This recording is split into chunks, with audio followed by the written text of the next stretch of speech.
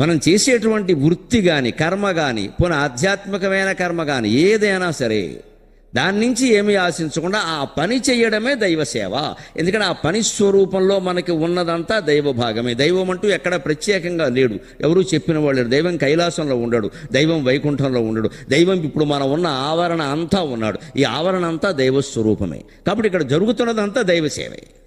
ఎక్కడ ఏం జరుగుతున్నా దైవసేవ. ఎక్కడ కాదు, మీరు అన్నం తింటున్నా, స్నానం చేస్తున్నా, నిలబడుతున్నా, మాట్లాడుతున్నా, గచ్చన్ స్వపన్ శ్వసన్ జిక్రన్ శ్రన్ పశన్ పశ్యన్ శృణ్వన్ స్పశన్ స్వపన్ శ్వసన్, నిలబడుతున్నా, చూస్తున్నా, మాట్లాడుతున్నా, నిద్రపోతున్నా, కదులుతున్నా, అంతా ఇంద్రియాణి ఇంద్రియార్థేషు వర్తంతే. నీ మనస్సు కనుక భగవంతుడి మీద పెట్టగలిగితే నువ్వు దైవసేవ చేస్తున్నట్లక. ఇప్పుడు పడుకున్నా కూడా దైవసేవే.